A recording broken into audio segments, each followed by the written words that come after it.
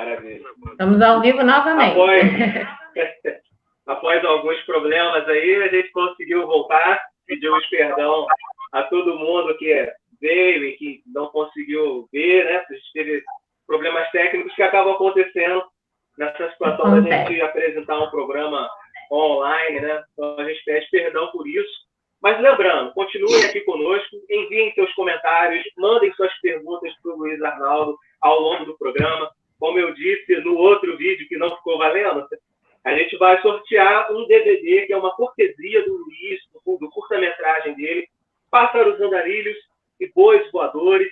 Então, manda aí seu comentário, manda sua pergunta para a gente, que a gente vai sortear esse material ao término do nosso programa. E aí, Luiz, eu queria refazer também a pergunta que eu te fiz, que você já estava respondendo lindamente para a gente aqui, né? Quem é o Luiz Arnaldo? Que você fizesse uma breve apresentação dessa sua trajetória, né, da sua carreira, para as pessoas que estão nos ouvindo aqui agora. Bom, eu também me ensino também nessas desculpas. Eu também sou um neófito nesse mundo das comunicações desse tipo. Mas o que eu estava falando é que eu me vejo como uma pessoa que anda por aí, anda pelo mundo ouvindo histórias, inventando histórias, pensando nelas e realizando filmes para fazer, que querem emocionar, filmes que querem fazer refletir, filmes que querem dar esperança, que querem dar vontade de construir-se um mundo melhor. Nessa caminhada, vou abraçado com duas namoradas, né? Com a arte e com a revolução. São elas que me guiam, são elas que me seduzem, são por elas que me apaixono e tento servi-las da melhor forma. É isso que eu tenho me dedicado à minha vida, pelo menos desde que eu me entendo por gente. É isso. Maravilha, Luiz. E eu queria te perguntar o que entrou na sua vida primeiro, a militância ou o cinema? E como é que você une a arte à política através do cinema? É mais ou menos, quase ao mesmo tempo. A gente estava vivendo, era lá pelos anos 1972, 73, nesse período de 72 a 73. Era um período muito difícil para o Brasil, né? A luta armada tinha sido derrotada, era o tempo do Médici, era um tempo muito pesado, era um tempo que, para a juventude, havia a questão da contracultura, do movimento da contracultura, a luta política muito em baixa por conta das derrotas seguidas, né? Primeiro em 68, depois da luta armada. E eu tinha começado uma militância, porque era do André Maurois, o colégio sofreu uma intervenção militar, depuseram a diretora, a gente se mobilizou espontaneamente, eu fui mandado embora da escola, ameaçado pelo 477, que era um instrumento que a ditadura tinha, que te proibia estudar durante 5 anos. Fui parar no outro colégio, que era o Pedro Álvares Cabral, enfim, eu buscando um caminho para a minha vida, um caminho que juntasse a política, que juntasse a luta contra a ditadura, que juntasse essa vontade de fazer, de realizar. E aí um dia caiu nas minhas mãos um livro chamado Cine e Liberação. Esse livro, que é um livro do diretor argentino, o Solanas, Fernando Solanas e Otávio Getino, ele contava as experiências de um grupo de cinema militante que eles tinham na Argentina, que combatia a ditadura militar argentina. Então, era um grupo que fazia filmes de agitação, filmes de propaganda, que projetava os filmes nos sindicatos, que projetava os filmes nos bairros populares. Eu vi aquilo e falei, bom, pronto, já resolvi, o meu problema já resolvi, é isso que eu vou fazer na vida. Então, me preparei para fazer o vestibular, comunicação para a UF, para a Federal Fluminense, porque só existiam 2 escolas no Brasil inteiro que ofereciam cinema, que era a comunicação da Federal Fluminense e a comunicação da USP de São Paulo. Eu morava no Rio, Falei, não, e não quero fazer para outras faculdades de comunicação, eu quero fazer para essa. Eu não quero fazer comunicação, quero fazer cinema. E aí passei, e aí comecei. Foi isso. E também uma coisa muito curiosa, a minha primeira luta no movimento estudantil foi exatamente a luta pela manutenção do curso de cinema, porque antigamente não tinha o curso de cinema à parte. Você entrava para a comunicação, fazia 2 anos de comunicação básico, e depois você escolhia, ou ia para o cinema, ou para a publicidade, ou para o jornalismo. E o curso de cinema, na época, tinha 4 alunos. O diretor da faculdade era um reacionário, Antônio Sérgio Mendonça. Eles queriam acabar com a especialização em cinema. Então, minha primeira luta na universidade foi exatamente a luta pela manutenção do curso de cinema. E que ganhamos. Ganhamos. Em pleno 1974, ganhamos a luta pela manutenção do curso. E você disse aí, né, Luiz, que justamente haviam poucas instituições de ensino superior que formavam cineastas. E eu queria te perguntar justamente como é que era o cenário audiovisual nessa época, né, em 74, ali dos anos 70. O que estava acontecendo, o que estava no ar que te inspirava, né, e principalmente no Brasil mesmo, né? O que estava acontecendo em termos de audiovisual nesse período em que você decide ir cursar justamente cinema, né, que te reforçou dentro de você esse desejo de, não, é cinema, não comunicação. A gente ainda pegava muito. O que me mobilizou era o que vinha um pouco antes, né? O que vinha do final dos anos 60, né? Era principalmente o cinema novo, né? Então, o cinema de Glauber Rocha, o cinema de Joaquim Pedro, o cinema desses grandes diretores, né? E o cinema que veio pouco depois foi o cinema chamado cinema underground, que é o cinema do Rogério Ganzella, do Júlio Bressani, do meu grande amigo o Rosenberg, não é? Então, esse cinema, que são exatamente os cinemas de um questionamento, tanto um questionamento político, quanto um questionamento formal, um questionamento de linguagem, né? Cinemas que se baseiam na ideia de que forma e conteúdo são, na verdade, parte do mesmo projeto, né? Não existe um conteúdo revolucionário com uma forma arcaica, né? Então, conteúdo é forma é conteúdo, por acreditar nisso.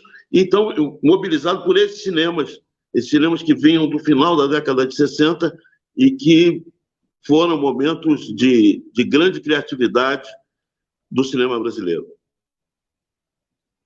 Você se considera mais do quê? Você se considera mais do cinema novo ou do cinema underground, ou você é uma formação dos dois, né? Na tua linguagem cinematográfica? Eu acho que a gente tem eu, particularmente, me considero um híbrido com mais alguma coisa, né? Porque é a noção da antropofagia, né? Você deglute e, dentro de você, recria uma coisa nova com base nas informações, com base naquilo que você viu, daquilo que você digeriu, né? Então, eu acho que hoje, por exemplo, a gente tem no cinema brasileiro, a gente não tem propriamente uma linha, né? Mas nós temos diversos caminhos, né? Diversas procuras, você tem, nos últimos anos, uma onda de documentaristas absolutamente fantásticos, fazendo algumas das melhores coisas que o cinema brasileiro está fazendo atualmente. Você tem linguagens de desenvolvimento na área de ficção muito interessantes, né? Trabalhando muito o sentido, trabalhando muito a emoção, trabalhando muito o conversar, né? Menos o proclamar e mais o conversar, menos o afirmar e mais o perguntar, né? Menos o levar bandeiras e mais discutir. E tudo isso está acontecendo agora. E que eu acho que somos todos nós. Eu não acredito em geração espontânea, né?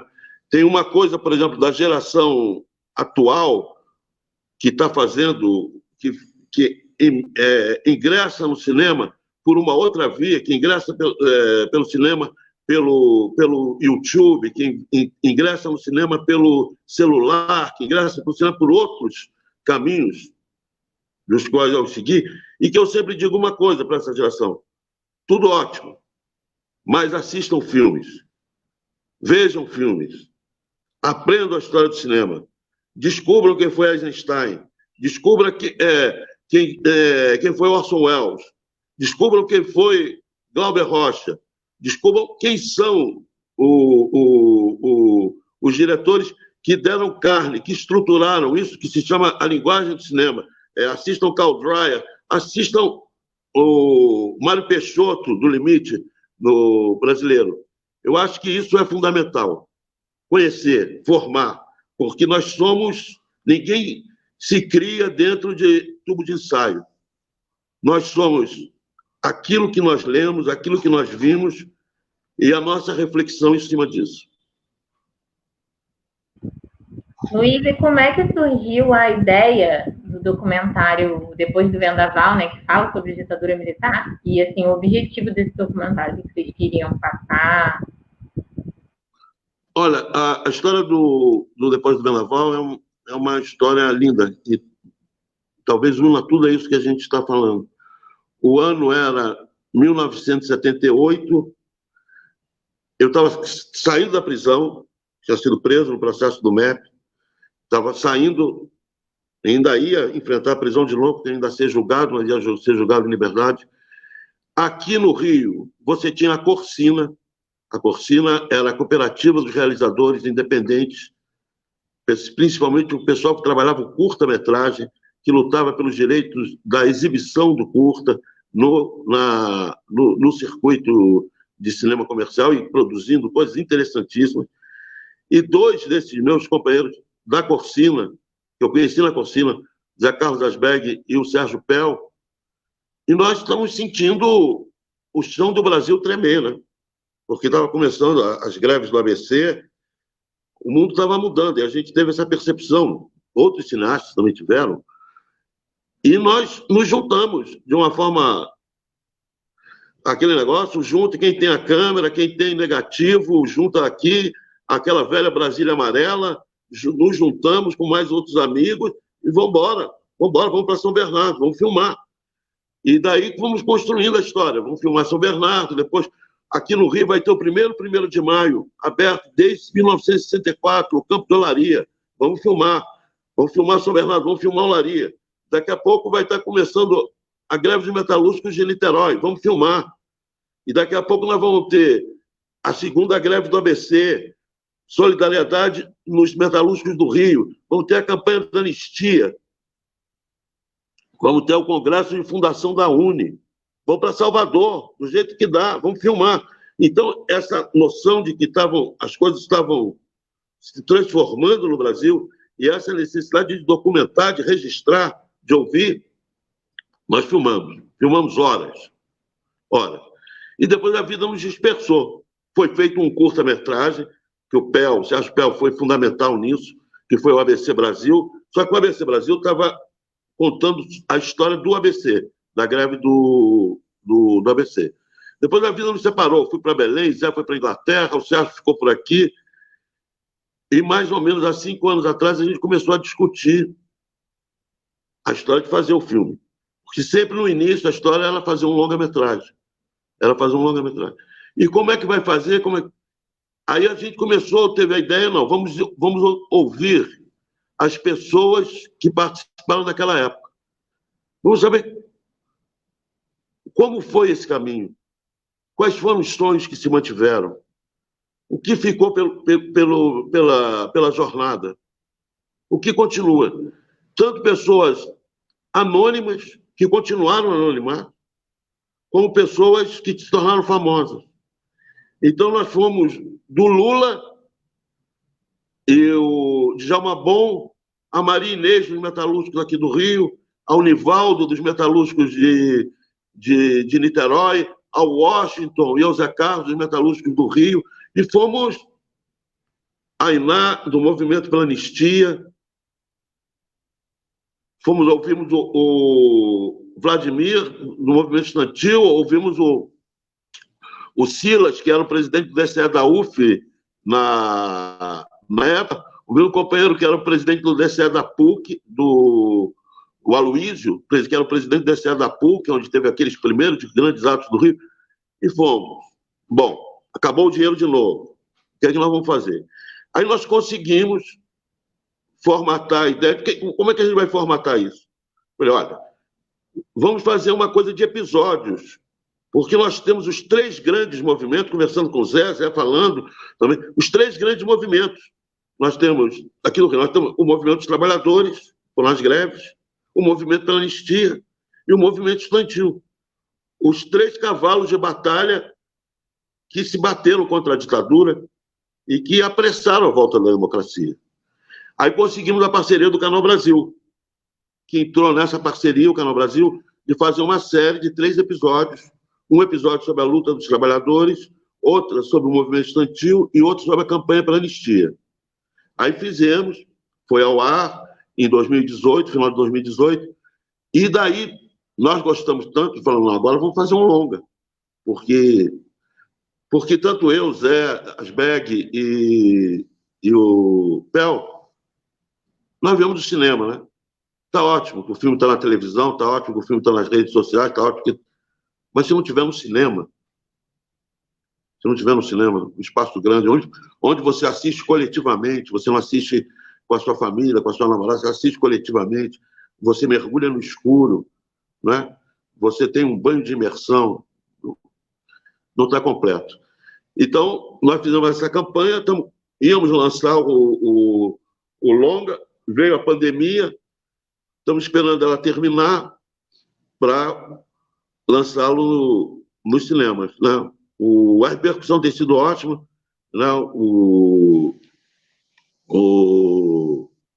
Depois do Vendaval, ele tem, e com isso eu quero encerrar, ele tem uma importância específica que eu acho muito grande, porque se você for ver a crônica, a reflexão dos anos de luta contra a ditadura, nós temos 68, muita coisa filmada, escrita, realizada.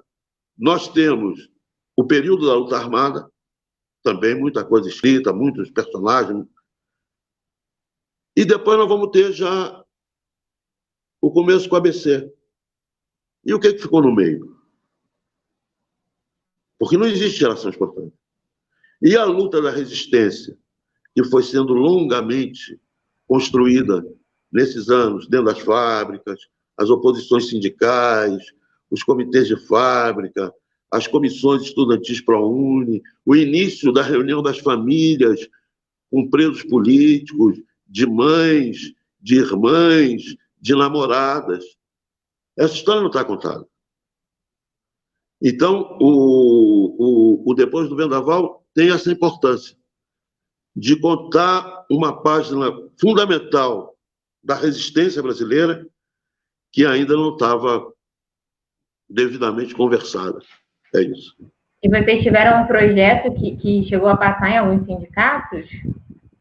Não, a gente, como eu te falei, na campanha para arrecadar fundos para fazer o longa, a gente tinha digamos assim, uma versão de trabalho, uma versão inicial de trabalho, que passou no Sindicato dos Engenheiros, passou aqui no Sindicato dos Petroleiros, passou em diversas universidades, passou na UF, passou na FRJ, passou na UERJ, passou em cursinhos pré-vestibular para alunos de comunidade, né, alunos da periferia. Enfim, foi fazendo um circuito alternativo que foi muito bom, com muita conversa, com muita discussão, foi alentador. Essa troca é muito rica, né? Foi, é um pouco a razão de ser, né? Um pouco a razão de ser da gente fazer o filme. E tem uma coisa interessantíssima, porque a reflexão dos tempos. Porque, veja só, o Brasil, de 40 anos depois, é completamente outro. Né? Completamente outro. Para dar uma ideia, nos metalúrgicos do Rio de Janeiro eram 300 mil. Hoje devem ser em torno de 3 mil. O mundo do trabalho sofreu alterações profundas, né? a forma como que as pessoas se comunicam, se falam, se conversam, sofreu transformações profundas. As mudanças geracionais foram enormes. Então, voltando a falar sobre a questão do PSW, né? Eu queria que você falasse o fator que fez com que o filme ele pudesse ser, né, tão bem reconhecido no setor de cinema, né, nos prêmios de cinema. O que você atribui, né, para o filme ter sido tão bem sucedido em relação a premiações e a emoção de dirigir grandes atores como Abu Janra, Antônio Fagundes também? Como foi isso para você? Não, eu acho que o fundamental do filme foi a história, né? Eu acho que era um roteiro, eu e o PP conseguimos amarrar um roteiro que contava bem uma história que era uma história que fascinava, né? Nós estávamos em período do filme que a gente fez, é o período 86, 88, e é um ano em que o Brasil vai de vento em popa, né? Nós estamos vivendo o período da criação de sindicatos, nós estamos vivendo o período em que os servidores públicos arrancam o direito de sindicalização, nós estamos vivendo um verdadeiro levante no campo, não é? Com o MST, com a luta das FETAGs, da CONTAG. Então, um movimento de partidos políticos de esquerda, do PT, enfim. Então, uma história como aquela, que era uma história de denúncia da repressão, denúncia do desaparecimento de um deputado, né, um deputado estadual, Paulo Stuart White, momento que nós estamos com a comissão da Tortura Nunca Mais, né? Nós temos Dom Paulo Evaristo Arnes, nós temos o Jaime Wright, que era irmão do Paulo Stuart Wright, pastor da missão presbiteriana americana no Brasil, e braço direito de Dom Paulo Arnes, na elaboração da lista dos desaparecidos, dos torturados.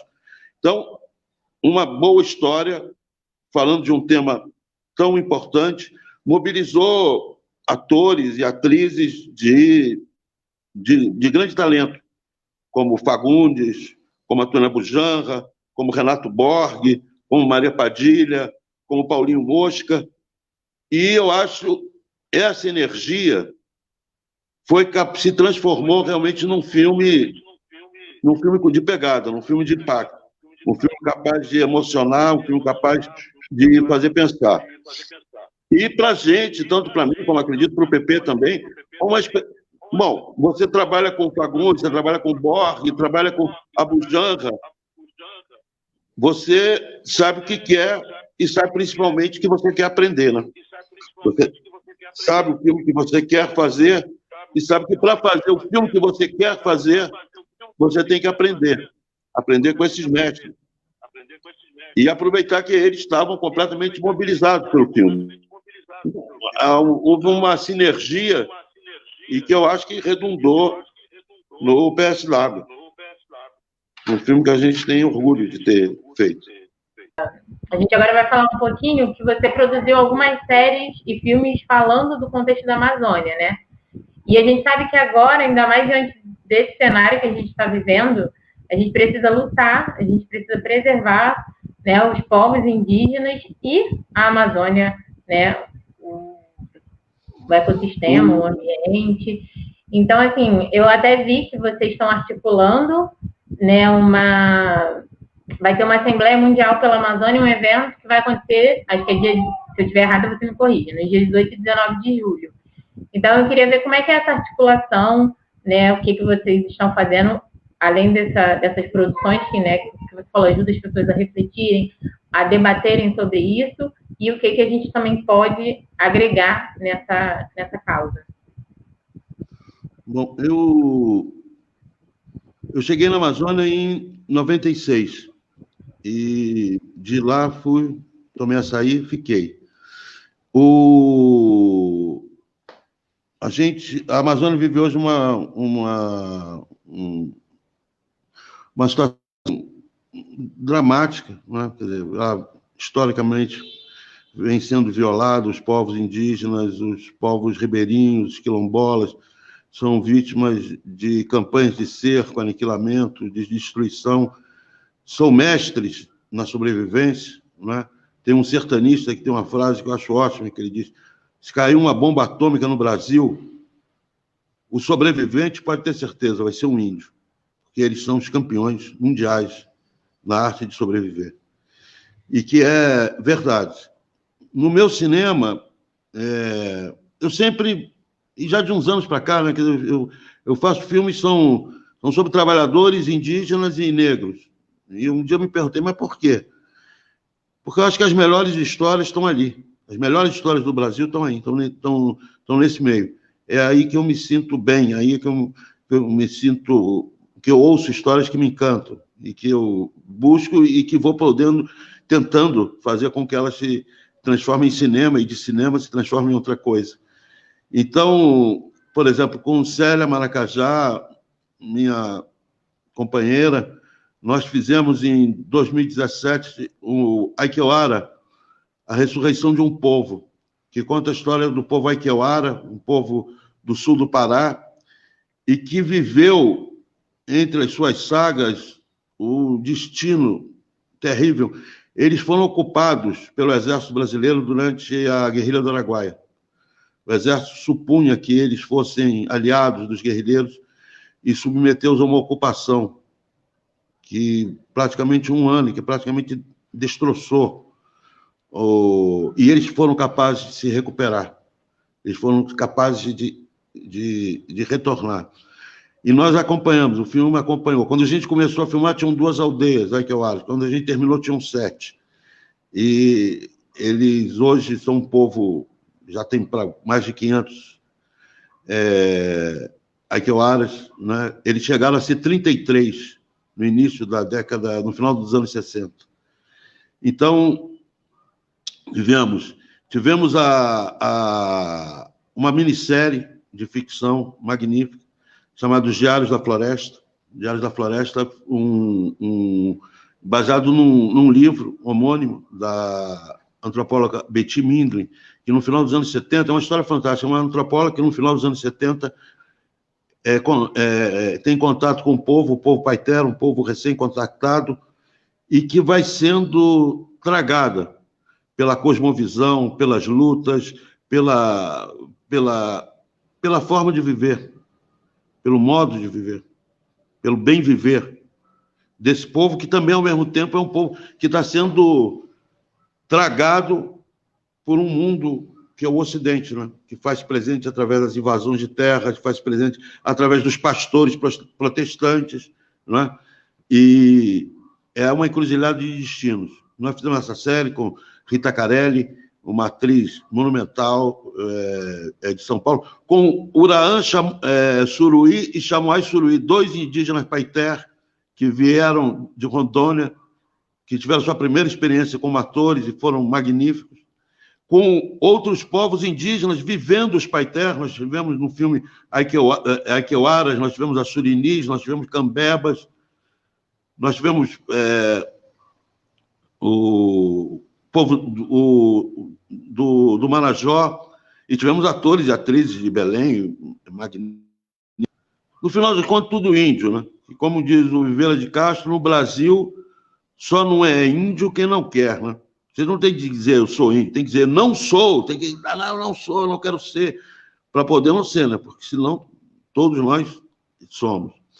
E agora a gente fez deve estrear no segundo semestre, que é uma série transamazônica, Utopias na Selva, que a gente viajou a Transamazônica, o trecho efetivamente construído, que vai de Estreito, no Maranhão, até Lábrea, no Amazonas, lá na ponta do oeste e do Amazonas, recolhendo as histórias da construção, a história de como o povo que foi trazido, né, o povo que já estava lá, já tinha muita gente lá, o povo que foi atravessado, que foram os povos indígenas, foram se apropriando desse sonho, que era um sonho completamente delirante da ditadura militar, e foi se reapropriando, foi lutando pelo seu espaço, e vai transformando esse sonho, transformando em uma outra coisa. E eu fiquei muito feliz de fazer esse filme, porque depois, inclusive, vindo aqui para o Rio de novo, ao ver o desconhecimento total das pessoas sobre o que seja a Transamazônica. Eu perguntei gente razoavelmente informada, Mas sim, Luiz, mas existe isso? Eu pensei que estava abandonado. Eu falei, não, tem milhares e milhares de pessoas vivendo, sofrendo, resistindo. E é também a trafegar pela Transamazônica, é você também ver, testemunhar esse absurdo que está ocorrendo hoje com a Amazônia, porque são quilômetros, quilômetros e quilômetros de pradarias, no melhor estilo Velho Oeste. Você tem trechos dela que é pasto, pasto, pasto, pasto, milhares de quilômetros. Horas que você passa. Garimpo também pesado, queimadas. Enfim, você tem a Transamazônica continua sendo um local de choque entre dois projetos. Dois projetos de civilização, dois projetos para a floresta. Né? Você encontra em Anapu o pessoal que se mantém organizado em torno que era o pessoal da Dorothy Stang, né? que foi assassinado. É um caminho também, a Transamazônica é um caminho com muito sangue derramado, com muitas histórias de mártires, de personagens, de guerras camponesas, não é? Terra conquistada. Você tem, por exemplo, o trecho que vai de Estreito até Marabá. Ali, os camponeses fizeram a maior reforma agrária da história do Brasil e ninguém sabe. 5 milhões de hectares arrancados na mão do latifúndio, mas através de guerra, enfrentamento. Né? Do lado do Pará, o pessoal chama Guerra dos Perdidos. Do lado do Tocantins foi a guerra do bico do papagaio.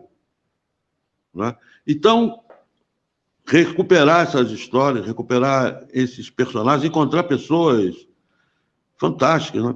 Bom, cara que resistiu. Um senhor, por exemplo, maravilhoso, que foi o primeiro presidente do Sindicato de Trabalhadores Rurais de Anapu, que veio do Piauí, e que malária, perdeu o filho, está lá hoje, já não tem mais a esposa. E ele fala, não, mas ficam me dizendo para me vender a minha terra, porque eu estou sozinho, meus filhos dizem isso. Eu digo que não, que para mim, na terra, não tem melhor pedaço do que esse. Só vai ter no céu. Só no céu eu vou ter um lugar para morar melhor do que esse que eu lutei, que eu fiz. Então, são coisas, assim, absolutamente que emocionam. E uma coisa que acho super importante falar dos parceiros. Falei lá depois do Vendaval, falei do Zé, do Asbeg, do Pel. Queria falar também da Palmares, que foi a produtora que veio desde aquela época e é a produtora depois do Vendaval. Como eu quero falar aqui agora da Floresta Vídeo, que é a nossa parceira, a produtora com quem trabalho, com quem a gente tem feito na Amazônia essa quantidade de filmes, de séries, de coisas que alimentam. E agora, foi super legal o Gabi falar, nós vamos ter no 18 e 19 a Assembleia, uma Assembleia via internet, a Assembleia Mundial pela Amazônia, que é exatamente para... É o grito de alerta, afinal, né? Porque a Covid está cumprindo o papel que as epidemias sempre cumpriram, né? As epidemias sempre cumpriram o papel de esvaziar a terra dos povos que lá se encontravam para os conquistadores dela se apossarem. Né? Isso, a Comissão Nacional da Verdade revelou o relatório Figueiredo, que disse lá com todas as letras como era entregue aos índios açúcar com arsênico dentro, como era entregue aos povos indígenas roupas já contaminadas com varíola e sarampo, né? Como foi o massacre do Paralelo, os aviões sobrevoavam a aldeia, primeiro jogavam açúcar até juntar todo mundo, e na última vez que ele passava, ele jogava bomba. Então, as epidemias sempre cumpriram esse papel, está cumprindo de novo. E dessa vez, e mais uma vez, com o fito declarado, né, que é desse ser que se apoderou da presidência, com o fito declarado de matar. o filtro declarado de matar. Então, e como a Amazônia é algo que interessa que interessa a humanidade, não interessa só aos amazônicos, então surgiu essa ideia maravilhosa da Assembleia Mundial pela Amazônia, que junta a Amazônia à Pan-Amazônia, né? Porque a Amazônia, a maior parte dela, 2/3 dela são brasileiros, mas nós compartilhamos a Amazônia com mais 8 países na América do Sul, né? Então, temos mais 8 países irmãos, e que sofrem os mesmos problemas. Então, é isso. A Amazônia hoje eu acho, é uma das frentes decisivas, né, onde a humanidade joga o seu destino. É uma das trincheiras decisivas. Temos que somar forças lá. Não podemos perder lá. Se a gente perder lá, perdeu tudo. A minha última pergunta para você, Luiz, é justamente sobre essa série documental que você trabalhou no ano passado, que é a Transamazônia Utopias na Selva. E eu achei muito curiosa a ideia de utopias. Eu achei muito interessante essa ideia. E eu queria perguntar a você se essa noção de utopias tem a ver justamente com a resistência desses grupos, desses povos que estão ao redor, com o sonho deles de se verem livres, de se verem autônomos de suas terras, né? De onde vem a inspiração para nomear essa série documental como Utopias na Selva? Foi isso que você está falando, quer dizer, é que a gente já sabia, pelo nosso caminhar durante tanto tempo pela região, a força da esperança, né? Você tem, por exemplo, essa região que vai do Araguaia, que vem do Tocantins e vai até Marabá. Essa região, os militares diziam, o principal slogan da Transamazônica era uma terra sem homens para homens sem terra. Só que esse trecho já estava todo ocupado, porque você tinha, desde a década de 40, dos anos 30, uma migração dos maranhenses que vão sendo expulsos da sua terra, pelo latifúndio, pela seca, e vão migrando para essa região, que é a região dos rios, é a região do verde.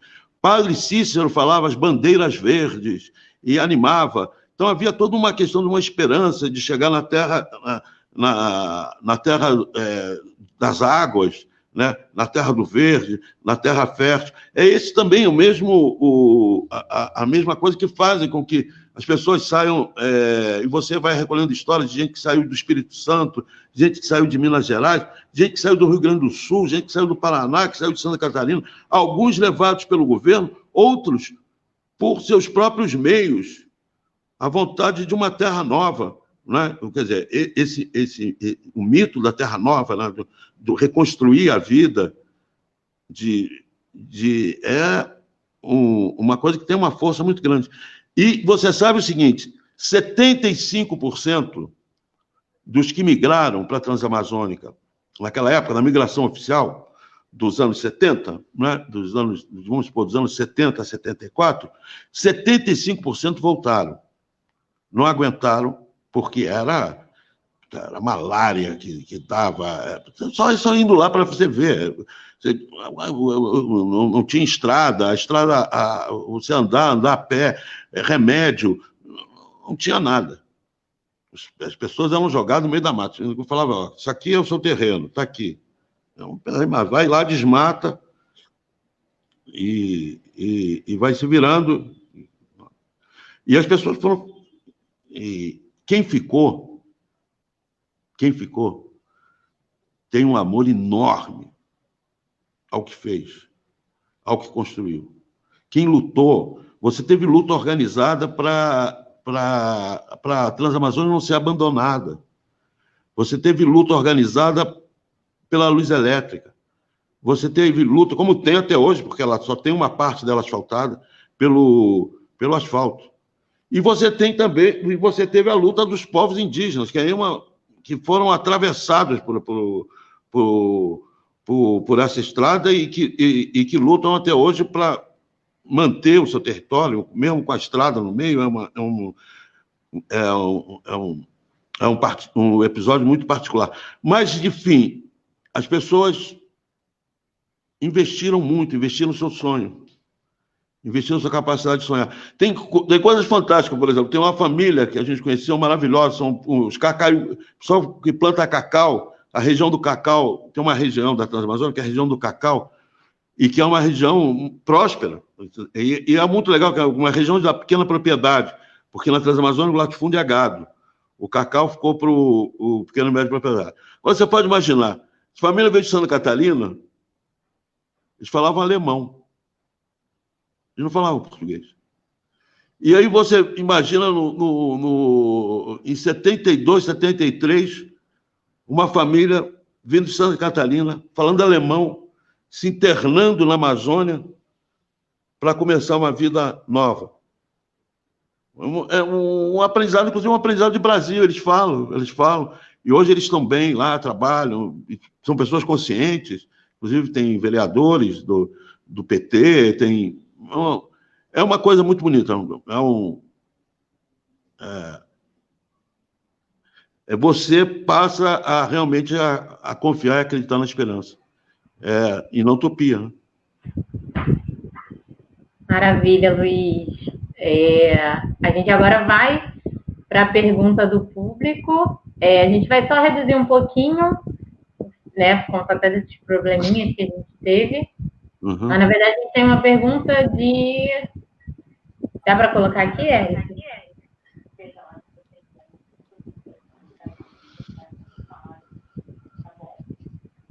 Eu vou adiantar enquanto isso, mas a Cláudia Santiago, ela quer... ele vai mudar, então tudo bem. A gente vai fazer a primeira pergunta do Álvaro Brito. Luiz, pode falar sobre suas experiências no Sindicato dos Metalúrgicos de Volta Redonda, na EVR, e na Prefeitura de Belém? Bom, o tempo é curto, muito rápido. Volta Redonda foi sei lá, esse período na sua vida que você fala assim, não, esse período foi uma coisa de uma riqueza de experiência, que eu aprendi, uma coisa fabulosa. Uma época era assessor de imprensa, numa época de intensa mobilização, um sindicato ultracombativo, numa categoria organizada. A usina, a CSN, ela tem 16 quilômetros de comprimento. Ela é do tamanho da ponte Rio-Niterói. Com diversas particularidades. Por exemplo, uma paralisação numa usina como a CSN é uma coisa impressionante, que requer um grau de organização, porque as coisas não podem parar ao mesmo tempo. Você tem uma ordem, né? A cearia não pode parar antes que o alto-forno pare, porque senão vai ficar... Você vai ter, nas canaletas, aço líquido se solidificando e estourando os equipamentos. A coqueria não pode parar, porque senão a bateria de forno, que é de tijolo refratário, vai trincar toda. Então, é uma coisa que tem uma ciência, tem uma organização, uma capacidade que é impressionante. E você poder participar disso, testemunhar, ver é uma coisa que te dá um crescimento pessoal e que te dá uma liga com a luta dos trabalhadores imensa. Eu voltei depois de Volta Redonda, já não era mais assessor, mas fui pela CUT, pelo Jornal da CUT, quando teve aquela greve, que, se eu não me engano, a greve onde morreram o William Valmir e um outro companheiro. Foram 3 operários da CSN assassinados. O Exército invadiu a usina. E que foi uma coisa maravilhosa. Como é que a cidade abraçou a luta dos operários. O pessoal se refugiou dentro da cearia e depois o exército cercou, o pessoal saiu da cearia e a greve continuou do lado de fora. As pessoas, eu tenho recordações de companheiros maravilhosos, gente que eu conheci, dos operários, a classe operária de Volta Redonda. A gente fez um filme, eu tenho um filme que chama Os Homens da Fábrica, que é exatamente a história da classe operária de de Volta Redonda. E em Belém, que eu espero, sinceramente, que a gente volte a ganhar esse ano a prefeitura, o Edmilson, foi uma coisa impressionante, porque Belém, você rápido dizer o seguinte, a gente conseguiu vislumbrar que Belém é uma encruzilhada da Amazônia com o Caribe. Belém está muito próximo da Europa. Então, Belém não é um ponto qualquer do planeta. É uma encruzilhada importante de histórias, de sonhos. É uma metrópole, porque ela tem histórias, né? É da terra do Eldorado, é da terra da cabanagem, a maior revolução popular que já houve no Brasil, onde o povo tomou o poder e que depois lutou na selva, depois de desalojado de Belém, lutou na selva. Teve 3 governos cabanos, lutou na selva durante 4 anos. Nunca foi completamente derrotado militar, a guerra acaba numa anistia do jovem imperador Pedro II, recém-possado, ainda com 18 anos. E o último destacamento cabano que entrega armas é um grupo de guerreiros de um povo do Rio Negro. As últimas armas entregues são arcos e flechas dos cabanos. Então, o que a gente foi enxergar essa dimensão da cidade, enxergar essa história do povo da cidade e fazer uma cidade, lutar para fazer uma cidade a essa altura, que resgatasse a participação popular. A grande lembrança de Belém é a participação popular, né? E fazer da prefeitura um instrumento para proporcionar esse reencontro histórico, né? Do povo cabano com a sua própria história, né? O povo que já tinha governado Belém em 1835, o mesmo povo voltar em 97 a governá-lo outra vez e pensar como que seria, né? Como é que seria o governo dos cabanos mais de 100 anos depois. Um exercício de imaginação. É cinema, né? No fundo é cinema, é imaginação. É só cinema. Luiz, e a última perguntinha que eu ia fazer anteriormente é que a Cláudia Santiago perguntou onde que a gente pode ver esses filmes. Como? Onde a gente vê em vários lugares. O problema vem em vários lugares. No Amazon Prime, pode ver o Diários da Floresta, e daqui a poucos dias vai entrar também no Amazon Prime, vai entrar o Aikewara, a Ressurreição de um Povo. E pode entrar também, tem minha página no YouTube, tem vários dos filmes, vários dos curtas-metragens estão lá presentes. Eu tenho 2 páginas no YouTube, é só clicar no Luiz Arnaldo, você vai acabar numa delas e vai assistir. E depois do Vendaval, com certeza, assim que reabrirem os cinemas, nos cinemas. Maravilha, Luiz. Então, agora vamos para o sorteio, que foi Luiz que doou para gente o DVD. Algum sortudo vai ganhar. O momento da Amanda. Olá, boa noite, pessoal, tudo bem? Luiz, que aula, adorei ouvir sobre a produção audiovisual na Amazônia, sobre as histórias amazonidas. Acho fantástico, acho que a gente precisa muito conhecer mais sobre aquele canto de lá, porque no norte as coisas são mais embaixo, né? Então, vamos lá, eu vou... Desculpa, pode falar. Não, é isso, eu acho fascinante. Eu, na verdade, essa oportunidade de estar aqui com vocês. E Quintas Resistentes, só o nome já é alvissareiro, né? E saber que vocês estão um projeto que vem das melhores tradições, né? Que tem Claudinha na sua história, e tem tantos outros companheiros, né? O NPI, que é uma lenda, né? Uma lenda viva na história da luta dos trabalhadores brasileiros. É fantástico. Eu que agradeço estar aqui. Vou pedir para o Eric liberar a tela de compartilhamento aí. Vamos lá. Vocês estão... Algo aconteceu. Opa! Estamos vendo. Compartilhei a tela. Está aparecendo a gente. Stop screen. Não. Desculpa, Oi? gente. Deixa eu compartilhar a tela certa. Eu esqueci de falar, eu esqueci o nome dele, eu lembrei agora. Eu fico Pronto. nervoso e esqueço. Eric, pode abrir, por Vitor favor. Janotti. Desculpa, eu selecionei a tela errada. Hello! Aí. Mas agora eu tô fora. A gente está fazendo o sorteio, Luiz. Só um momentinho, a gente já volta. Acho que o Luiz agora saiu. O que a gente faz, Gabi e eu, né? Pode ir indo, Amanda. Posso ir indo? Pode. Então tá. Vou visualizar os comentários para poder sortear. Enquanto o Luiz volta. Eita. Ai, deu tela branca. Adoramos quando isso acontece, sorteador. Problema não. Põe de novo. Tudo bem. Aqui é tudo ao vivo. Vamos ver sorteador no Facebook.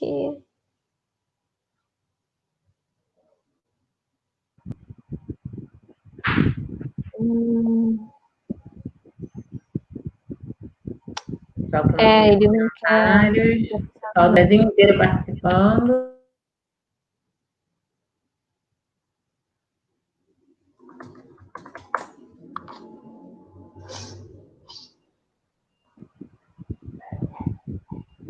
Estão me ouvindo? Estamos, Luiz. Então, deixa eu falar uma coisa. Posso falar rapidinho? Pode falando. Amanda está fazendo sorteio, pode falando. Eu queria dedicar essa entrevista ao meu querido camarada Vitor Janotti, você entendeu? Que é uma das pessoas, os depoimentos mais importantes depois do Vendaval. Ele praticamente quem conduz o episódio sobre os trabalhadores, sobre o levante dos trabalhadores. Era um amigo muito querido, eu quero dedicar a ele. O grande Vitor, que continua antes, durante e depois do Vendaval. Vitor presente. Oi, pessoal, estão vendo a outra tela aí? Eric já dividiu? Não, ainda não está aparecendo, não. Consegui visualizar os comentários. Aí, pronto. Qual é o nome do DVD? Comentário do Brasil inteiro. A gente vai sortear o... Peraí. É o curta-metragem Pássaros, Andarilhos e Bois Voadores, do nosso querido Luiz Arnaldo. Mais uma vez, lembrando que é uma cortesia dele para o nosso Quintas Existentes de hoje. O Iceberg está por aqui também, que ele já viu comentário. Então, o DVD saiu para Fernanda Duclos Carizio. Olha, Fernanda. Conhece, Fernanda? Fernanda, o processo do MEP, nossa companheira dos bancários, da diretoria dos bancários do que legal. Opa. Parabéns, essa é Fernanda. Fundamental. Parabéns, Fernanda. Vou entrar em contato com você já. Apresentado. É isso, gente. Obrigada, Amanda. Obrigada por essa aula. Muito obrigado, Amanda. Olha, obrigado por você. Sim, lembrar uma coisa. Tem filmes. Vocês podem... O Homens da Fábrica, para esse companheiro que é sobre a história da classe operária de Volta Redonda, vocês podem adquirir aí, no NPI. É só chegar aí e pedir uma cópia, que tem na filmoteca do NPI. Ótimo. Tá? Então, a gente quer... Legal, obrigada, gente. Obrigado Amanda. demais. Obrigada. Obrigado pela paciência. Obrigado por tudo. Nada, não tem. Aqui ao vivo a gente faz tudo, mas a gente quer muito te agradecer pela aula, tá? Muitíssimo obrigada. Nada mesmo. Obrigado a vocês. Antes só de você ir, Luiz, você está com um filme na Amazon, né? Agora, né? Fala um pouquinho desse filme aí. Essa série maravilhosa que é o Diários da Floresta. Diários da Floresta, que é essa série sobre uma antropóloga, uma série de ficção baseado num livro real, ou seja, um livro da antropóloga Betty Mindlin, que é uma história incrível, que é uma história de uma imersão numa cultura, imersão no mundo, que é o mundo dos Paiter. Como é que essa pessoa, independente de ser branca, a personagem veio da Rússia, e como é que ela vai sendo tragada, como é que ela vai sendo conquistada, como ela vai sendo seduzida, como é que ela vai sendo, de uma forma indelével, levada para um mundo que tem uma outra cosmovisão, que tem outros valores, que tem outra forma de se relacionar e que ela é conquistada por esse mundo. Então, quem quiser assistir na Amazon, é só entrar no Amazon Prime e digitar lá Diários da Floresta. Vai ver e vai gostar. Pessoal que é assinante aí, ó, que tem Amazon Prime aí, aproveita, que é o filme a série, né, série do nosso querido Luiz Arnaldo. Então, a gente Bom quer, demais. então, para encerrar o nosso programa de hoje, agradecer a todas as pessoas que estiveram aqui com a gente. Mais uma vez, nos desculpamos pelos problemas técnicos que tivemos ao longo desse programa, mas resistimos, não à toa somos quintas resistentes, permanecemos até aqui.